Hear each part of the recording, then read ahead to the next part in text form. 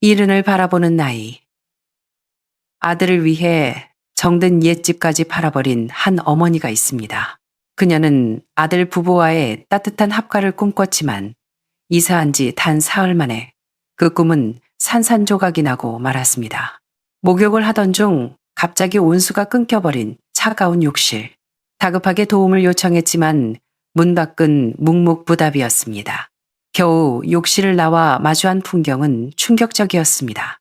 며느리는 소파에 누워 태연하게 마스크팩을 하고 있었고 그녀의 공경 따위는 안중에도 없었으니까요.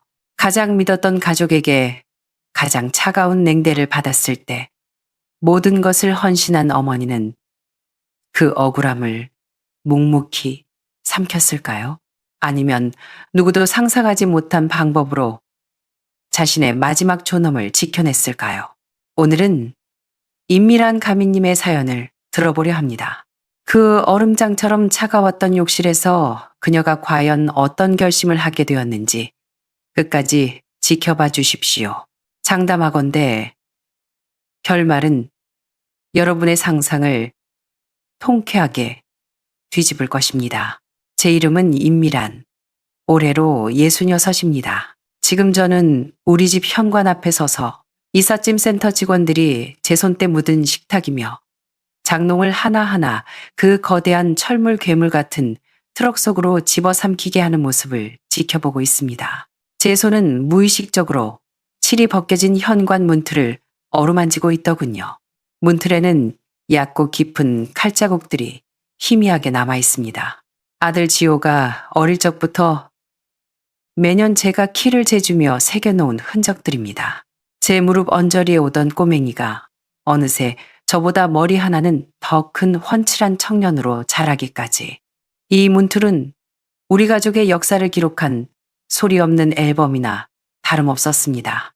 이 집의 벽돌 한 장, 기와 한 장마다 제 반평생의 희로애락이 스며들어 있습니다. 그런데 이제 이 집을 팔아야 합니다. 집을 파는 문제는 아들 지호와 며느리 지은이가 꼬박 1년을 저에게 매달리며 사정한 일이었습니다. 그때 아이들은 문턱이 닳도록 드나들며 말했죠. 어머니, 엘리베이터도 없는 이런 낡은 빌라 4층에 혼자 사시는 거 저희가 너무 불안해요.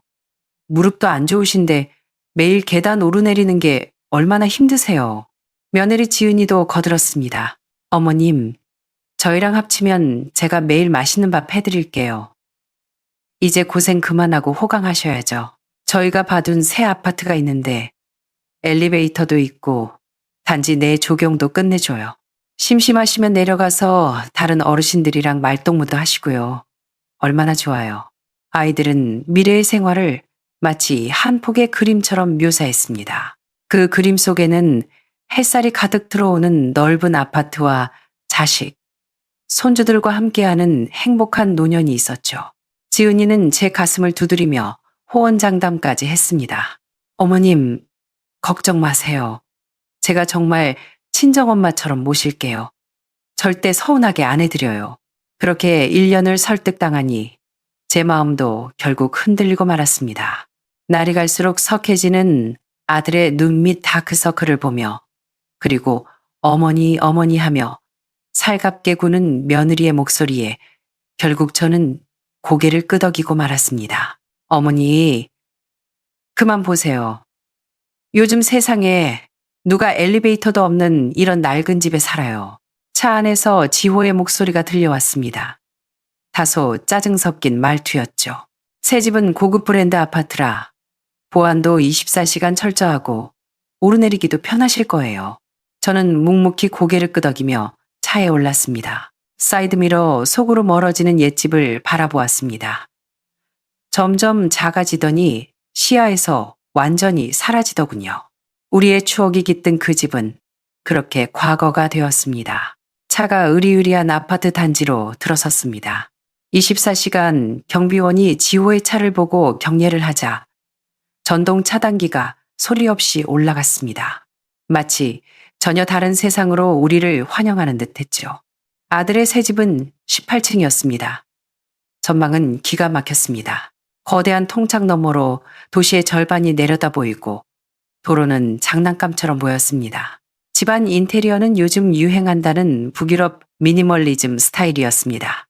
온통 하얀색과 회색 톤에 디자인이 독특한 가구 몇 점이 놓여 있어 깔끔하고 밝았지만 어딘가 모르게 차가운 느낌이 들었습니다.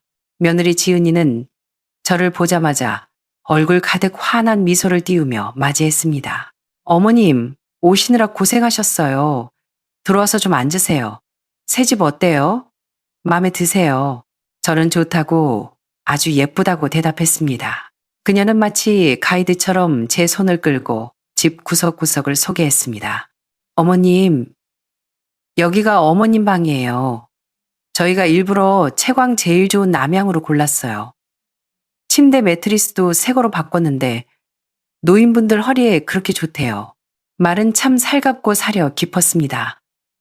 하지만 곧이어 대화의 분위기가 묘하게 바뀌기 시작했습니다.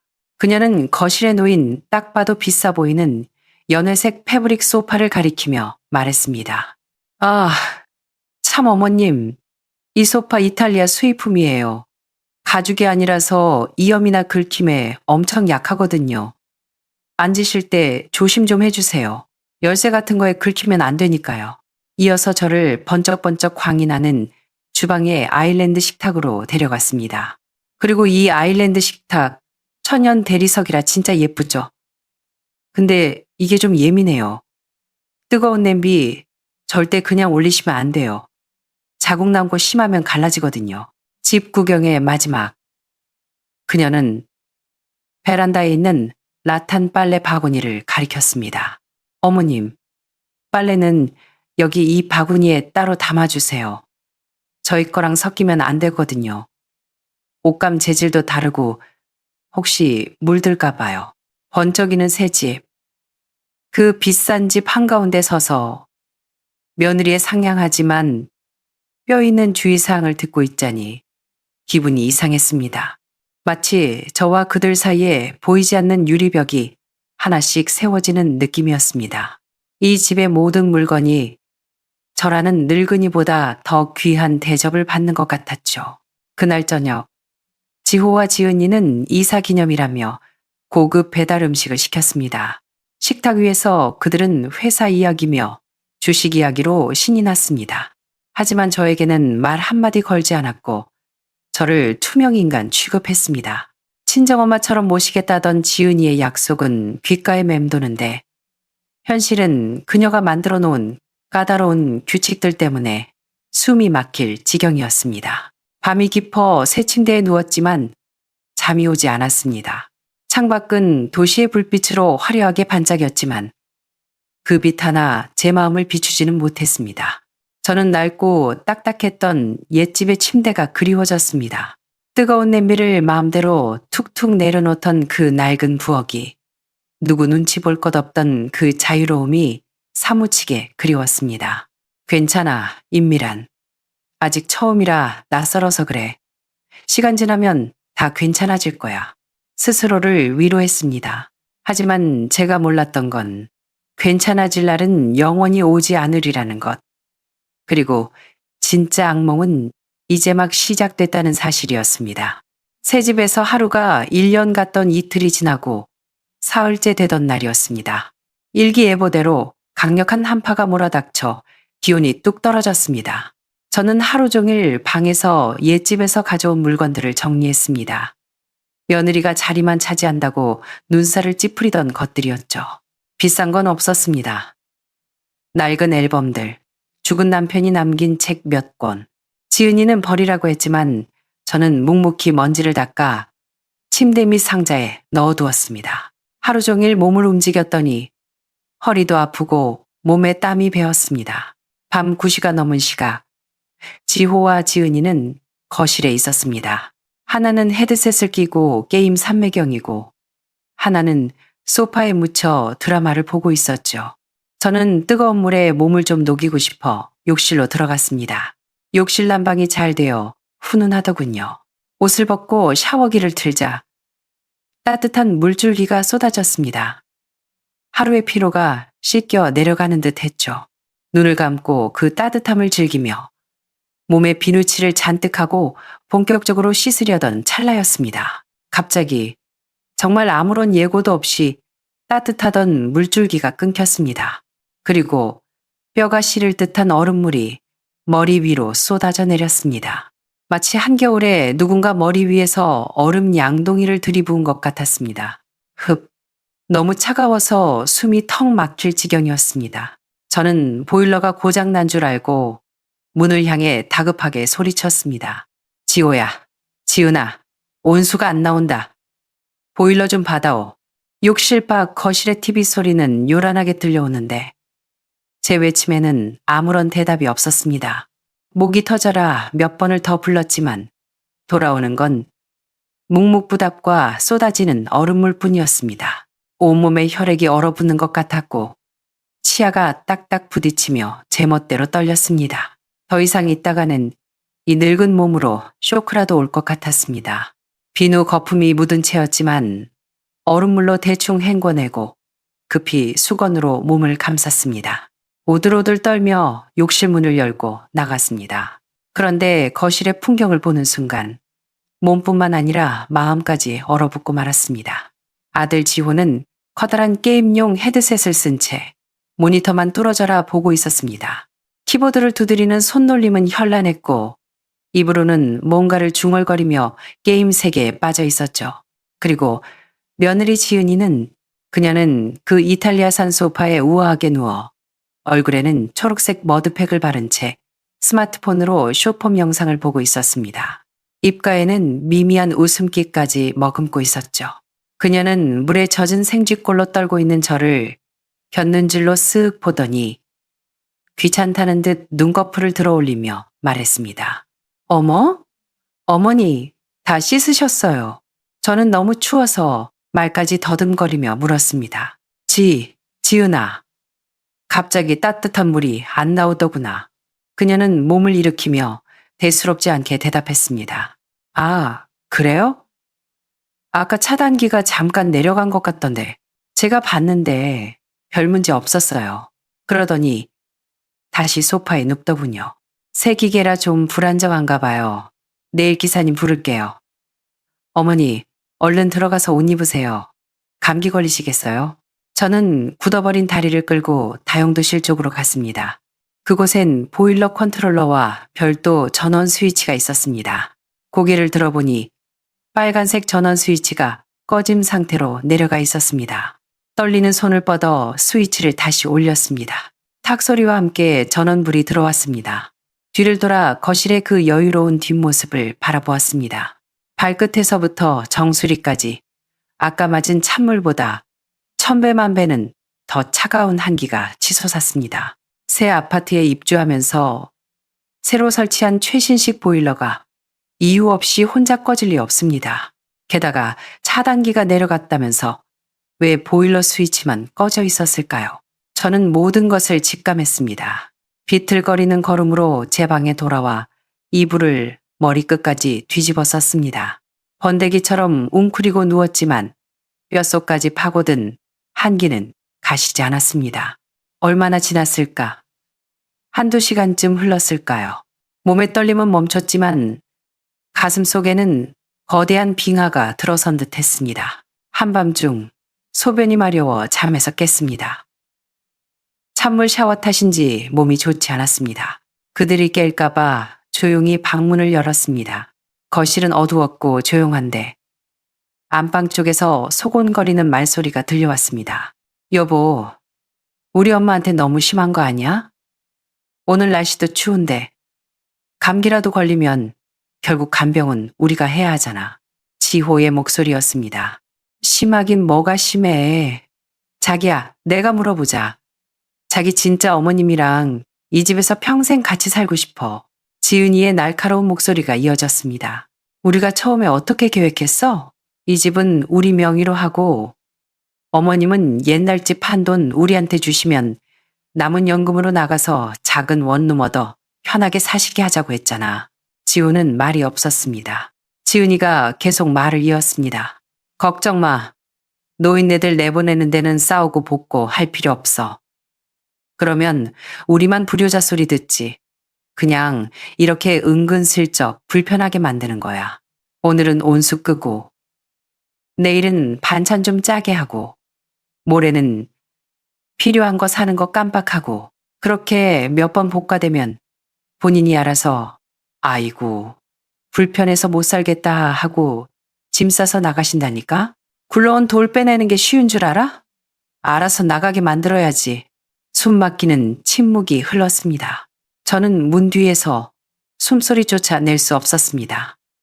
심장이 입 밖으로 튀어나올 것만 같았습니다. 속으로 미친 듯이 빌었습니다. 지호야, 아니라고 해라. 제발 아니라고 해. 하지만 제가 들은 건 저를 절망의 구렁텅이로 밀어넣는 대답이었습니다. 휴, 알았어. 자기가 알아서 해. 머릿속이 하얘졌습니다. 굴러온 돌이라니. 저는 그들에게 어머니도 가족도 아니었습니다. 그저 돈을 뜯어내기 위해 잠시 들여놓았다가 이제는 귀찮아져서 쫓아내려는 혹 덩어리에 불과했습니다. 그 순간 이 집에 대해 가졌던 마지막 미련이, 자식에 대한 마지막 기대가 산산이 부서졌습니다. 저는 화장실에 가지 않고 조용히 발길을 돌려 제 방으로 들어왔습니다. 어둠 속에 누워 뜬 눈으로 밤을 지새웠습니다. 몸의 한기는 사라졌지만 심장은 만년설처럼 꽁꽁 얼어버렸습니다. 그래, 좋다. 니들이 나가라고 한다면 나가주마. 하지만 니들이 괴롭혀서 쫓겨나는 게 아니다. 내 발로 아주 보란 듯이 당당하게 나갈 것이다. 그리고 나가기 전에 이 효자 효분하신 아들 부부에게 제대로 된 참교육을 시켜주고 가야겠다. 존중이 무엇인지 물을 마실 때 그 근원을 생각한다는 음수사원. 이 무슨 뜻인지 뼈저리게 가르쳐주마. 다음날 아침 저는 평소보다 일찍 일어났습니다. 일부러 더 깔끔하게 옷을 챙겨 입고 머리도 단정히 빗었습니다. 밤새 한숨도 못 잤지만 얼굴에는 피곤한 기색 하나 내비치지 않았습니다.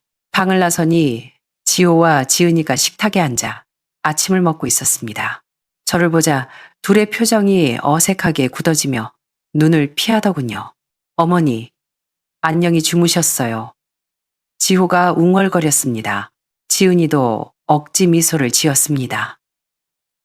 어머님, 더 주무시지 그러셨어요. 아침으로 토스트랑 두유 좀 샀는데 저는 식탁은 쳐다보지도 않고 정수기로 가서 따뜻한 물 한 잔을 따랐습니다. 지호야, 지은아, 내가 밤새 생각을 좀 해봤는데 말이다. 저는 물을 한 모금 마시고 차분하게 말을 이었습니다.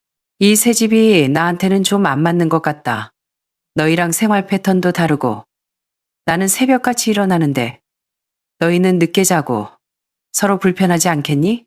아무래도 내가 나가서 사는 게 낫겠다.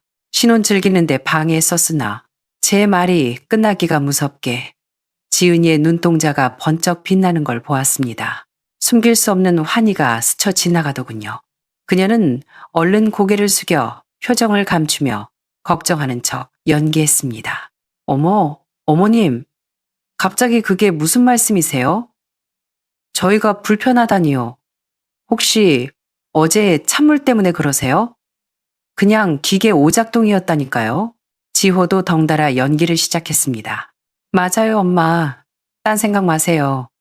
가족은 같이 살아야죠. 혹시 저희가 뭐 잘못한 거 있으면 말씀을 하세요. 저는 속으로 코웃음을 쳤습니다. 저 가증스러운 연극이라니. 손을 휘저으며 말을 잘랐습니다. 됐다. 이미 결정했다. 저는 지호를 똑바로 쳐다보며 말했습니다. 너희도 다 컸고 결혼한 지가 언젠데 독립적인 공간이 필요하지 않겠니? 늙은이가 중간에 껴서 눈치 주는 것도 못할 짓이다. 지은이가 고개를 숙인 채 입꼬리가 귀에 걸리는 걸 보았습니다. 그래, 이거지. 이게 너희가 원하던 거지. 저는 방으로 들어가 미리 싸둔 작은 캐리어 하나를 끌고 나왔습니다. 몇 가지 옷가지와 필수품만 챙긴 가벼운 가방이었습니다. 제가 캐리어를 끌고 나오자 두 사람은 일어섰습니다. 얼굴에는 아쉬움과 만류라는 가면을 쓰고 있었죠. 어머니, 너무 갑작스러워요. 저희가 집이라도 알아봐 드릴 테니 좀만 기다리세요. 지호가 짐을 들어주는 신호를 하며 다가왔습니다. 저는 몸을 돌려 그를 피했습니다. 필요 없다. 갈 곳은 내가 알아서 한다. 현관에서 신발을 신고 뒤도 돌아보지 않고 문을 열었습니다. 등 뒤에서 철컥하고 문 닫히는 소리가 들렸습니다. 지금쯤 저 문 안에서 두 사람이 하이파이브를 하며 춤이라도 추고 있겠죠. 골칫덩이 늙은이를 드디어 몰아냈다고, 자신들이 이겼다고 생각할 겁니다. 하지만 그들은 모릅니다. 이게 끝이 아니라 시작이라는 것을. 저는 캐리어를 끌고 으리으리한 아파트 단지를 걸어 나왔습니다. 아침에 찬 공기가 상쾌하게 느껴졌습니다. 택시를 잡아탔습니다. 기사님, 시내에 있는 S호텔로 가주세요. 호텔에 도착하자 직원이 정중하게 문을 열어주고 짐을 받아주었습니다. 황금빛으로 번쩍이는 로비로 들어가 프런트로 향했습니다. 체크인 하려고요. 이그제큐티브 스위트룸으로 주세요. 제 명의의 신용카드를 내밀었습니다. 직원은 상냥한 미소로 절차를 밟아주었습니다. 고층 스위트룸에 들어서서 창밖에 탁 트인 전망을 바라보니 가슴을 짓누르던 체증이 내려가는 듯했습니다. 하지만 쉴 틈이 없었습니다. 소파에 편안하게 앉아 휴대폰 메모장을 열었습니다. 그곳엔 제가 미리 적어둔 전화번호들이 있었습니다. 심호흡을 한 번 하고 첫 번째 번호를 눌렀습니다. 여보세요? 한국전력이죠. 제가 명의자 임미란입니다. 주민번호는 네, 서초구 영동 영아파트. 맞습니다. 제 명의로 된 그 집 전기. 지금 즉시 단전 신청합니다. 네, 지금 당장이요. 상담원이 확인 절차를 거친 후 처리가 완료되었습니다. 곧바로 두 번째 전화를 걸었습니다. 수도사업소죠. 단수 신청하려고요. 세 번째, 도시가스죠. 가스 공급 중단해 주세요. 마지막으로 네 번째, 통신사.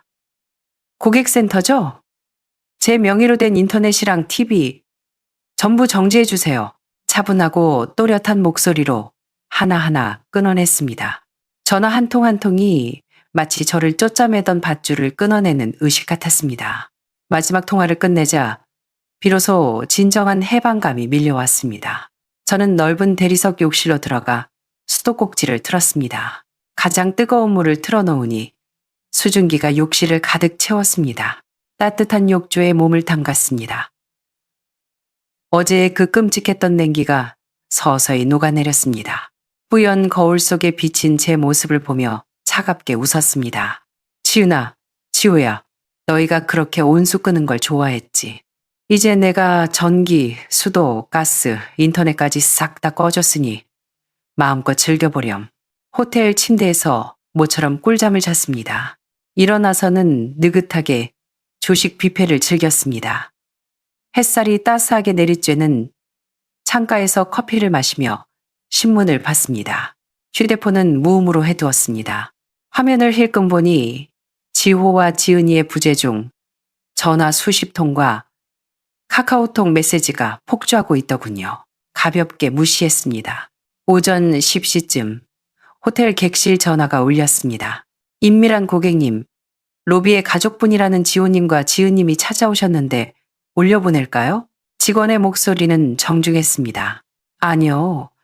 로비 라운지에서 기다리라고 하세요. 제가 내려가겠다고요. 천천히 옷을 갈아입고 거울을 보며 머리를 매만졌습니다. 초라해 보이지 않도록 아주 당당하고 생기 있는 모습으로 엘리베이터를 타고 내려가니 라운지 구석에 앉아있는 두 사람이 보였습니다. 몰골이 말이 아니었습니다. 다크서클은 턱 밑까지 내려왔고 옷은 구겨져 있었으며 머리는 까치집이었습니다. 하룻밤 사이에 폭삭 늙은 것 같더군요. 엄마! 도대체 전화도 안 받고 뭐 하는 거야? 왜 호텔에 있어? 지호가 저를 보자마자 핏대를 세우며 소리쳤습니다. 지은이도 표독스럽게 쏘아붙였습니다. 어머님, 집에 전기랑 물이랑 가스가 다 끊겼어요. 어제 저녁에 씻지도 못하고 밥도 못해 먹고 난리도 아니었다고요. 도대체 무슨 짓을 하신 거예요? 저는 자리에 앉아 직원을 불러 느긋하게 라떼 한 잔을 주문했습니다. 그리고 그들을 보며 물었죠. 너희는 뭐 마실래? 물론 그들이 마실 기분일 리가 없죠. 저는 커피를 한 모금 마신 뒤 찻잔을 내려놓으며 차분하게 말했습니다. 내가 집 나왔잖니. 너희가 원하던 대로 집 명의는 너희 앞으로 넘겼지만 입주할 때 너희가 했던 말 잊었니? 어머니, 공과금 자동이체 어머니 통장에서 나가게 해두는 게 편하니까 일단 그렇게 하고 나중에 저희가 드릴게요. 그때 너희가 그렇게 말했잖아. 푼돈이라고 귀찮아하며 미뤘었지. 그 말에 지호의 얼굴이 사색이 되었습니다. 그들은 하루라도 더 미루며 제 돈으로 관리비며 공과금을 해결하려 했던 겁니다. 늙은 엄마가 샘이 흐려서 그냥 넘어가 줄 거라고 계산했겠죠. 명의자가 나고 내 돈으로 나가는 거니까 내가 끊고 싶어서 끊었다. 뭐가 문제니? 할 말을 잃은 두 사람의 얼굴을 보며 결정타를 날렸습니다. 가방에서 새 통장을 하나 꺼내 보였습니다. 그리고 옛날 집 팔고 남은 돈, 그 통장 너희한테 맡겨놨었지. 어제 은행 가서 분실 신고하고 새로 발급받았다. 그러니까 이제 너희는 10원 한 장 못 꺼내 쓴다. 두 사람의 얼굴이 종이장처럼 하얗게 질렸습니다. 저는 커피잔을 들며 빙긋 웃었습니다. 그래서 껍데기만 번지르르 하고 물도 전기불도 안 들어오는 집에 빚만 잔뜩 깔고 앉아있는 기분이 어떠니 지은이가 먼저 정신을 차렸습니다. 반성이 아니라 분노였습니다. 어머님, 노막 나셨어요. 그녀가 테이블을 내리치며 소리쳤습니다. 커피가 튀었습니다. 그 집 우리 명의예요. 어머님이 뭔데 이래요? 이거 고소할 거예요. 고소. 저는 웃음을 터뜨렸습니다. 그래, 해라. 가서 판사님한테 말해봐라. 집 팔아서 아들 집 사준 늙은 어미한테 찬물 목욕시키고 내쫓으려 했다고. 판사님이 누구 손을 들어줄지 나도 참 궁금하구나. 제 말은 그녀의 기세에 찬물을 끼얹는 격이었습니다. 법정으로 가면 망신당하는 건 자신들이라는 걸 알 테니까요. 지호가 날뛰는 지은이를 말리며 억지로 입을 열었습니다. 엄마, 우리 가족이잖아요. 꼭 이렇게까지 해야 해요. 가족. 제가 차갑게 되물었습니다. 내가 찬물 뒤집어 쓰고 떨 때, 너희가 거실에서 킬킬거리며 TV 볼 때, 그때는 나를 가족으로 생각했니? 나를 그 집에서 어떻게 쫓아낼지 궁리할 때, 그때도 우리가 가족이었니? 마지막 말에 지호의 동공이 심하게 흔들렸습니다. 알아들은 겁니다. 제가 그날 밤의 대화를 다 들었다는 것을요. 그날의 만남은 그렇게 끝났습니다. 지은이는 분을 못 이겨 씩씩거리며 끌려나갔고 지호는 고개를 들지 못했습니다. 다음 날 저녁 지호가 혼자 호텔로 찾아왔습니다. 전날의 도끼는 사라지고 폐잔병처럼 축 늘어진 모습이었습니다. 자리에 앉자마자 눈시울을 붉히며 감정에 호소하더군요. 엄마, 우리가 잘못했어요. 진짜 반성하고 있어요. 제발 공과금 좀 다시 연결해줘요. 집에 들어와서 얘기해요. 네. 저는 무표정하게 그를 바라보았습니다. 사과로 해결될 일이면 경찰이 왜 필요하겠습니까? 제가 꿈쩍도 안 하자 그는 결국 본색을 드러냈습니다. 엄마, 지은이가 이대로는 못 산다고 이혼하겠대요. 내 가정 다 깨지게 생겼다고요. 그는 핏발선 눈으로 저를 노려보았습니다. 엄마가 집 팔아서 우리 도와준 게 우리 잘 살라고 한 거 아니에요? 근데 고작 이런 일로 아들 가정을 파탄내야 속이 시원해요? 자식 생각은 안 하세요. 고작 이런 일이라니. 마지막 그 말에 제 가슴은 분쇄기에 갈리는 것처럼 아팠습니다. 제 집을 팔아 자식 집을 사줬는데 돌아오는 건 가정을 파탄낸다는 원망뿐이었습니다. 이 녀석은 처음부터 끝까지 자신이 뭘 잘못했는지 모릅니다. 그저 엄마가 늙어서 목리를 부린다고 생각할 뿐이죠. 저는 40년을 키운 이 남자에 대해 완전히 마음을 접었습니다. 제 눈에서 어머니로서의 마지막 온기가 사라졌습니다. 네 가정이 깨지든 말든 네 마누라가 이혼을 하든 말든 그건 나와 상관없는 일이다. 나가라. 지호는 믿을 수 없다는 표정으로 입을 벌렸습니다. 제가 이렇게까지 매정하게 나올 줄은 몰랐겠죠. 그는 뭐라 더 말하려 했지만 저는 이미 창밖으로 고개를 돌려버렸습니다. 다음 날 저는 더 이상 기다리지 않고 선수를 쳤습니다. 지인을 통해 소개받은 이혼 및 재산 분쟁 전문 변호사 김 변호사님을 만났습니다. 모든 자초지종을 털어놓았습니다. 집을 판 과정, 입주 후의 대우, 그리고 그날 밤 엿들은 대화까지. 김 변호사는 묵묵히 듣더니 말했습니다. 선생님, 상황은 충분히 이해했습니다. 법적으로나 도의적으로나 선생님이 유리합니다. 원하시는 게 뭡니까? 집을 다시 뺏고 싶은 생각은 없어요. 엮이기도 싫고요. 그저 내가 준 만큼의 권리를 되찾고 조용히 내 남은 인생 살고 싶습니다. 알겠습니다. 저에게 맡기세요. 며칠 뒤 아들 부부에게 내용 증명 한 통이 날아갔습니다. 내용은 간단했습니다. 이번 주 금요일 오후 2시까지 법무법인 사무실로 출석하여 임미라님의 부동산 증여 관련 최종 협의에 응할 것. 불응시 법적 절차 진행. 빨간 도장이 찍힌 이 서류는 그들에게 떨어진 핵폭탄이나 다름없었습니다. 단순한 부부싸움이나 고부 갈등이 아니라 법적인 심판대에 서게 되었다는 걸 깨달은 거죠.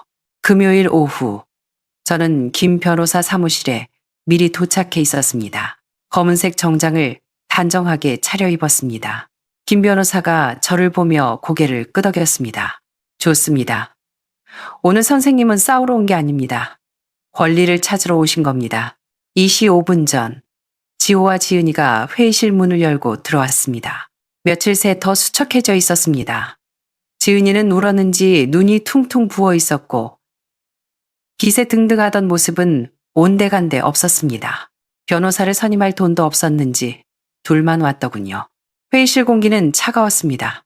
저는 긴 말하지 않고 서류 뭉치를 테이블 위로 밀어보냈습니다. 여기 내가 옛날 빌라 팔아서 너희한테 준 돈, 그리고 새 아파트 잔금 치른 내역, 자금 흐름 증명서다. 하나도 빠짐없이 다 있어. 법적으로 내가 너희에게 준 돈은 부담부 증여에 해당한다. 조건은 간단했지. 이 늙은 어미가 편안한 노후를 보내게 해주는 것. 잠시 숨을 고르고 그들을 쏘아보았습니다. 하지만 너희는 따뜻한 물 한 번 마음 편히 못 쓰게 했지. 조건 불이행이야. 김 변호사가 준비된 2가지 서류를 그들 앞에 내밀었습니다. 선택지는 2가지입니다. 첫째, 증여 취소 소송을 진행합니다. 부양 의무 불이행을 사유로 법원에 소송을 걸면 이 아파트 명의는 다시 선생님께 돌아옵니다. 물론 그동안 너희가 낸 관리비 정도는 쳐주마. 그들의 얼굴이 사색이 되었습니다. 둘째, 제가 서류를 톡톡 두드렸습니다. 이 차용증 및 변제 계약서에 사인해라. 내가 이 집에 쏟아부은 모든 돈 너희에게 빌려준 걸로 하겠다. 이자 없이 원금만 갚아. 다음 달부터 매달 200만 원씩 내 통장으로 자동이체해라. 그러면 이 집은 너희 것으로 인정해주마. 그들은 벼랑 끝에 몰렸습니다. 사인을 안 하면 당장 소송이 걸리고 집도 뺏기고 불효자식으로 온 동네에 소문이 날 판이었습니다. 결국 지호는 떨리는 손으로 펜을 잡고 서명했습니다. 지은이도 울면서 굴욕적인 표정으로 이름을 적었습니다. 펜을 놓는 순간 우리는 가족이 아니라 채권자와 채무자가 되었습니다. 마지막으로 자리에서 일어나며 그들에게 말했습니다. 지은아, 내가 오늘 인생 공부 하나 시켜주마. 시어머니와 며느리가 친딸처럼 지낼 순 없어도 적어도 서로 존중은 해야 한다. 나는 내 적도 아니고 네가 안주인 행세하기 위해 밟고 올라설 발판도 아니야. 네가 끈 건 보일러 스위치가 아니야. 가족 간의 최소한의 온기, 인정을 꺼버린 거야. 현명한 여자는 시어머니를 든든한 내 편으로 만들 줄 안다. 너처럼 적으로 만들어서 쫓아내는 게 아니라 너는 그걸 몰랐어. 그리고 멍하니 서 있는 못난 아들을 향해 고개를 돌렸습니다. 지호야, 너는 더 나쁘다. 고부 갈등이 있을 때 남편이 입 다물고 있는 건 평화가 아니라 방관이고 비겁함이다.